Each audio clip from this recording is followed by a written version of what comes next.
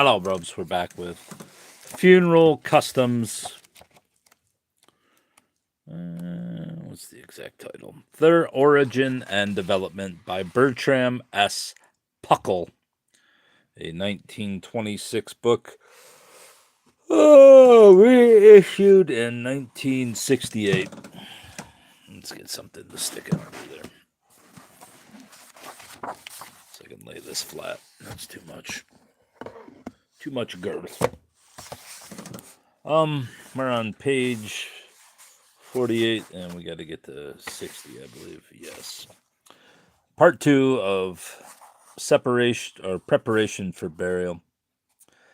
Evelyn mentions attending the funeral of a master shipwright, and he tells us it was the custom of this good man to rise in the night and to pray, kneeling in his own coffin, which he had by him for many years.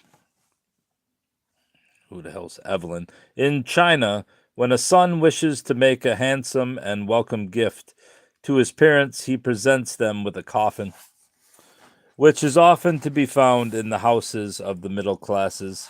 It may be made of fine wood or cypress, and it is often very costly. The Chinese coffin is of tremendous weight, and according to a rule prescribed for persons of different degrees of dignity, the outer shell may be as much as 8 inches in thickness, the inner shell 6 inches, and the innermost 4 inches. The correct measurement of a student's coffin is 6 inches in the thickness, and even the poor are buried in wood 5 inches for the outer and 4 inches for the inner shell. As a rule, plain white unvarnished wood is used for the purpose. In Mrs. Hugh Fraser's charming account of her travels in Japan, she gives the following description of the funeral procession of a prince which she witnessed, and thus describes the conveyance of the body to burial. The bier was... Is that a bier? Bier? Or is it bear? The bier was a lovely shape, like a small temple, all carved out of spotless white wood. It did not look like a coffin, but like a closed litter, with beautiful chased golden mountings and fresh green bamboo blinds closing the litter windows. The roof rose at its corners in delicate ornament, and tassels of pure white silk hung against the blinds. The bier was carried by 50 men by means of poles crossed and recrossed. This covered a double coffin made of white wood. The universal custom of burying articles of various kinds with the body has been responsible for our gradual enlightenment as to the habits and surroundings of those who inhabited the world before us from the most remote periods. What do you got, Brobs? It is from the tombs that we have discovered many historical facts which tradition had either misused or entirely forgotten. We are indeed richer today in our knowledge of the past than those who lived many centuries nearer to events. Not only articles buried with the body, but the bones and impressions left by the body in the soil long after the tissues had crumbled into dust continue to reward the patient investigator with such information as enables him to piece together not only the mode of life, but the actual appearance of the dead, whose burrows he uncovers. In many cases, traditions have been verified in a startling manner.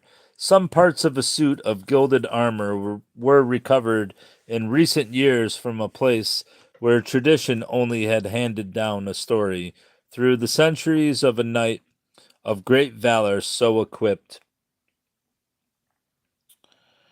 The origin of the practice of burying weapons and utensils with the dead is obviously the outcome of the belief that the departed spirit would require such material necessities in the afterlife. Weapons of battle and the chase Domestic pottery and the like are most frequently recovered owing to the time resisting properties of the flint, bronze, or glass from which they were generally. Oh man, yawning like up a storm here. Were generally constructed. Food, if buried, would quickly decay, but the earthenware pots or glass vessels in which it was stored remain in evidence of the practice. The discovery of a number of tusks at Lanbead, Vale of Conway, shows us that the wild boar once roamed through our forests, while such treasures as drinking horns, metal shield bosses, and remnants of military equipment not uncommonly reward the labors of the excavator. Apart from private collections, there is hardly a museum, however modest may be its aims, that does not contain numerous examples of such objects dug from the earth, and nearly always from the site of the graves of our long forgotten ancestors. To catalog these treasures would be altogether outside the scope of our subject, for we are rather committed to learn the reason of their presence with the dead than to study them as a matter of archaeological interest. The axe for slaughter, the dagger or meat knife, and the hammer for breaking bones tell their own story. Such simple necessities as these we shall expect to find in plenty. That they should accompany the dead in their travels to the spirit world is consistent with the belief which we know to have been held by all primitive peoples. We find other objects in the graves which are yet more worthy of our notice, for they speak to us of superstitions which we may scorn in the light of our superior knowledge, but which we are not ashamed to perpetuate, largely because we have so dim a conception of the beliefs which we profess. Ever since the exchange of goods by barter gave place to the more convenient practice of trading by tokens, money has been buried with the corpse. This habit has been common in all nations, to all nations. If the hunter required his arrows and a spear with which to support himself in the future state, the trader would feel very helpless were he not buried with money with which to meet expenses and purchase his necessities. Accustomed to be taxed, accustomed to be taxed on every possible occasion by grasping officials, even the cultured Greek, oh man, took with him on his last journey coins with which to reward Charon for the safe conduct of his soul. I thought it was Chiron. Or is that Charon? Sharon. It's Charon, right? Or Chiron. Charon. For the safe conduct of his soul over the dark waters of the Styx. The Chinaman has much the same belief, and for safekeeping, a coin is placed in the mouth of the corpse, in order that it may be readily produced when the inevitable demand for a fee is made by some ghostly janitor. Whilst Christian precept has found a spiritual meaning for many traditional practices which, thus sanctified, have been carried forward from pagan times, as in the matter of the orientation of the body, it is to be feared that even though these have become as foreign and meaningless to the modern mind as the pagan custom so continued, the matter of burying money with the dead is no exception. The medieval Christian writer finds in the universal custom of closing the eyes and mouth of the corpse directly death has taken place the poetical thought that the dead may look no more upon this imperfect life now that they have seen the glory of the world to come. And in closing the mouth, that they may taste no more of anything of this world, but rather use their mouths for praising God in heaven. It is very doubtful if even the modern Christian sees anything of the sort in this traditional practice. But it is remarkable to note that the custom of placing coins on the eyes of the dead, which was very generally done a generation ago, is still to be met with. This is indeed a relic of the primitive superstitions that money, so urgent a necessity in this life, cannot readily be dispensed with in the future state. Quantities of silver and copper coins have been unearthed at various times in English churchyards, and it need hardly be said how valuable a record these have been as a guide to the period at which interment took place. In China, at one time, money, clothes, and other things of value were burnt as a means of passing them on for the use of the departed spirit. But so great was the expense that, in more recent years, imitations made of paper were substituted. As the funeral procession of a Chinese dignitary passes along the streets, round pieces of paper with a square hole in the center, in imitation of the copper cash used in the country, are scattered broadcast. It is intended for the future use of the departed official, at whose shrine offerings of gold and silver paper ingots will later be made. With the same intention, coins, jewels, and precious ointments were lavishly placed, to be burnt on the funeral pyre of the Roman of position. The hammer has thus been mentioned as one of the objects so commonly buried with primitive man, and we find this custom continued under another guise, namely, that the dead may use it to announce their arrival by knocking with it on the gates of purgatory. The quaint belief is still to be met with in Ireland. At the funeral of Zachariah Smith, a gypsy who was buried in Yorkshire a few years ago in the traditional manner of his tribe, the following articles accompanied him for his convenience in the future state: an extra suit of clothes, his watch and chain, 4 pocket handkerchiefs, a hammer, and a candle. Possible with the same idea that of announcing his arrival, it was a practice in Scotland to put a bell under the head of the corpse, and on the breast a vessel containing salt, typifying immortality, and bread, the corruptible body.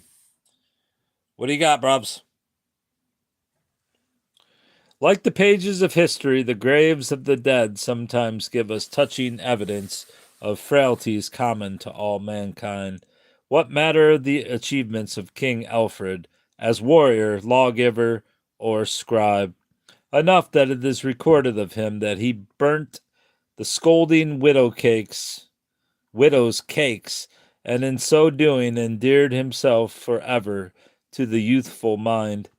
So in delving amongst dry and forgotten bones, we shall sometimes find trinkets and treasured personal possessions, vanities which bridge the centuries and strike a deeply sympathetic chord of kinship in our hearts. The skeleton of a mother of our race, folding fleshless arms round the little bones of the child she bore, or a skull remarkable amongst 1,000 others, the arrowhead still resting where it found its mark. What could be more human than the Swedish custom of burying a looking glass with unmarried women in order that they might arrange their loosely coiled tresses to appear to advantage on the day of resurrection? The fact that married women braid their hair rendered unnecessary any such precaution in their case. In the Egyptian tomb, happiness in the afterlife of the children was assured by burying with them the toys with which they had played during their earthly sojourn. In examining the spoils of the graveyard, we must distinguish between such things as were intended for the use of the dead and articles committed to the earth as symbols only, such, for instance, as wheat, a very ancient token of resurrection, or the scarab beetle so frequently found in Egypt and still more frequently manufactured for the tourist trade. The connection between the scarab and resurrection is not at first apparent, for it is based on a misconception. This insect was popularly supposed to create its kind from the earth. It may still be seen working in the sand, as the early Egyptians saw it, rolling up little balls of dung, which, presently bursting, releases its progeny created from the earth, as the poetic Eastern mind supposed, having overlooked the simple fact that the beetle had laid a tiny egg, round which the dung was molded, thus providing a hotbed for the purposes of fertilization.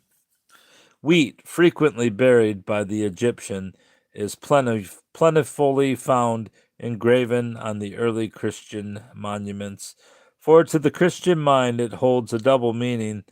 Whilst the germ of life it contains is significant of resurrection as the basis of bread, it was ever associated with the sacraments. In quite recent years in England, it was the custom to distribute a sheaf of corn amongst the mourners at a funeral. It was once a common practice to place an hourglass in the coffin to represent the running out of the sands of time. Howlett thinks it probable that little hourglasses were distributed amongst the mourners to be thrown into the open grave. Perhaps one of the most remarkable instances of the hard-dying belief that the soul requires material assistance in the afterlife is a Russian custom of giving a parchment certificate of good conduct, which is placed in the hands of the corpse to be presented as a credential to assure ready admittance into the realms of bliss. What is this? The Capuchin Vaults, Palermo. A 13th century stone coffin cut out of a single block, recently unearthed, this is back in 1926, on the site of Merton Priory Church, Wimbledon. It contained the skeleton of a man.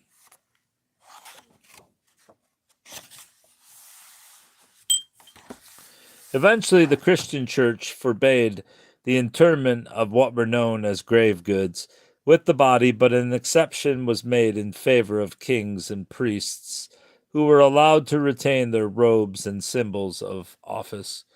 Amongst the many rich finds which have been made in the tombs of royalty was the treasure discovered accidentally by a poor laborer in the resting place of Childeri I at Tournai. Here was unearthed the Cornelian Etruscan scarab, probably a valued amulet, a divining ball, and a signet ring. There were also recovered 300 golden bees with wings inlaid with a red stone, which it is supposed formed ornaments on the harness of his horse, the skeleton of which, together with that of his page, were lying near their royal master. The practice of giving the material necessities of life to the dead, in the belief that their requirements in the spirit world were the same as in the sphere from which they had departed, leads very naturally to the belief that the wife and slaves of the rich man should accompany him also. Hence, we find that in the case of a person of rank or position, it has been the custom in the past to slaughter not only the man's wife, but his page, slaves, and personal attendants. What do you got, Brubs? So deep was the belief of a material hereafter that we find no horror expressed as a rule on the part of the victims, who would consider it an honor to be selected to accompany their lord on his spiritual travels. In the Congo, on the death of a native king or chief, it is the custom for 12 young girls to throw themselves into the grave that they may be buried with their master. So great is the competition for the favor that a fierce fight often ensues amongst the claimants, in which some are killed, the number of applicants being thus reduced. It's weird. In Mexico, at one time, they buried with the king his jester and dwarf for his amusement, a number of women for his material consolation, and a priest to act as guide in the spiritual realm. Sir H. Johnston tells us that when an important Lubu dies, a young slave is obtained, and his neck having been broken by a blow, he is laid by the corpse, which it is in his duty to attend. Such customs are still continued amongst uncivilized peoples and were practiced in China under the old regime. The horrible rite of self-immolation was common in India as late as the year 1829, when sati was abolished. Till that time, the Hindu widow voluntarily perished in the flames of the funeral pyre at the death of her husband. That it was considered an honorable act may be gathered from the fact that the word is derived from sate, which means a virtuous life. Credit has been given to the British government for suppressing this ancient sacrifice, but although it is true that the weight of the English law made it possible to stamp out the evil, it is claimed that enlightened native opinion first urged the government to abolish sati. The noble Hindu Raja Ram Mohan Roy is said to have been the prime mover in this matter. Swami Abhedananda tells us that self-burning of widows was not sanctioned by the Vedic religion, but was due to other causes. Some say that when the Mohammedans conquered India, they treated the widows of the soldiers so brutally that the women preferred death and voluntarily sought it. In order to have scriptural authority for the rite of sati, the Brahmin priest perverted the meaning of the Vedic text, which thus describes the funeral ceremony of the ancient Hindus. Rise up, woman, thou art lying by one whose life is gone. Come to the world of the living, away from thy husband, and become the wife of him who grasps thy hand and is willing to marry thee. Rig Veda, Book 10, Hymn 18, verse 8. The Brahmin practice might indeed seem nearer to the original intentions of the Veda. Anyway, it enables them to keep up the tradition, but with humanitarian methods. When the body of their dead is lifted onto the unlighted pyre, the widow places herself by the side of the corpse in order to demonstrate her willingness to offer herself as a victim. One of the near relations then approaches with a bow and arrow, as if to shoot her, but another interposes, saying, Rise up, woman, thou art lying by one whose life is gone. Come down to the world of the living. You who have shared his couch and have borne him children. The widow then descends from the pyre, to which a torch is afterwards applied.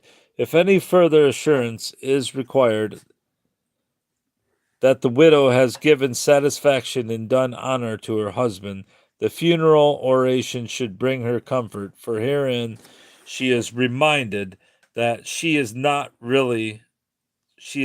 in reality a widow, who has gone unweeping to the pyre, and who has been the wife of so virtuous a man. By this simple expedient everyone is satisfied. In the year 1822, an English officer in India was present at the funeral of a person of rank whose wife was to be sacrificed in accordance with the custom of sati. Seeing the preparation being made, he was much disturbed by the thought of the tragedy that he was about to witness. Approaching the widow, he asked her if she wished to be burnt to death, and she assured him that she did. Having partly disrobed and taken off her jewelry at a signal given by the priest, She took an affectionate farewell of her relatives and was led to where her husband's body was already being consumed. Scorched by the fierce heat of the flames, her courage forsook her, and the poor creature ran back and threw herself into a pool of water, from which she was dragged again to meet her fate. 3 times she tore herself away and fled. On the third occasion, the Englishman could stand it no longer, and with great difficulty he stopped the proceedings.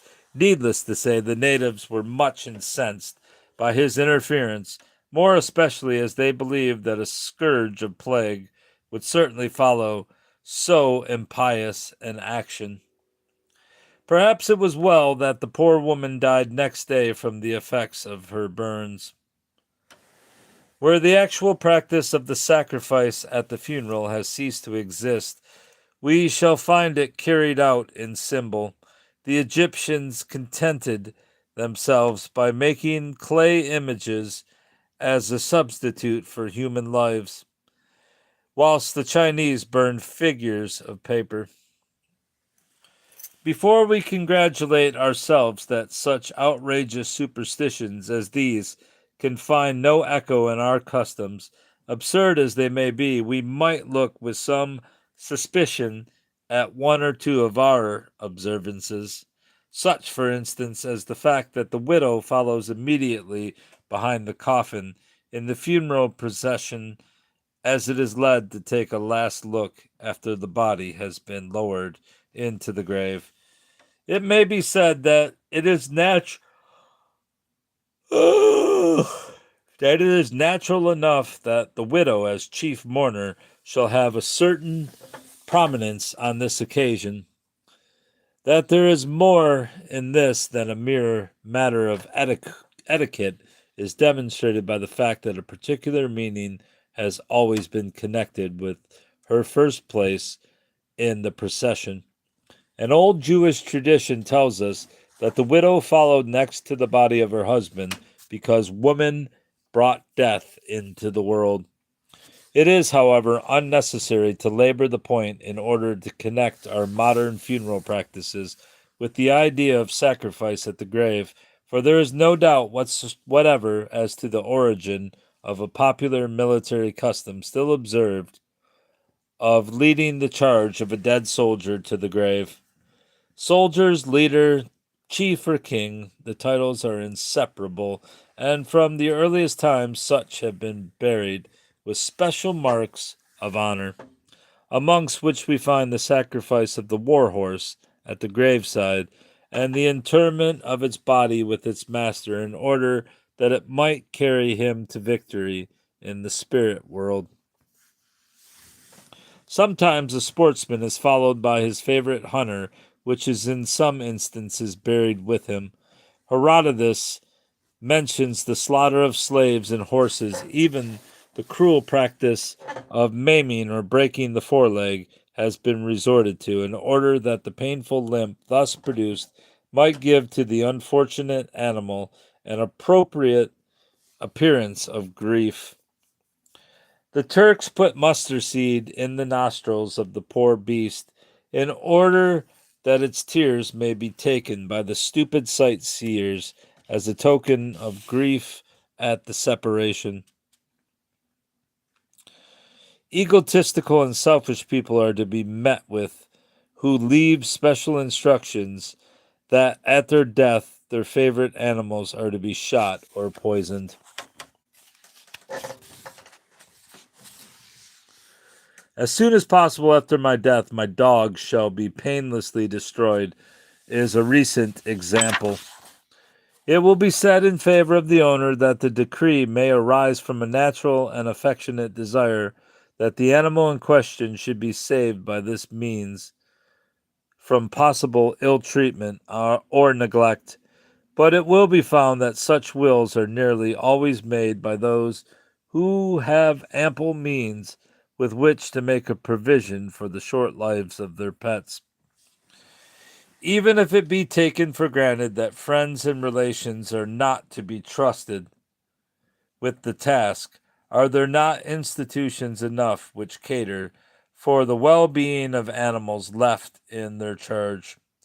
For such illogical reasons, poor, distraught mothers frequently murder their children.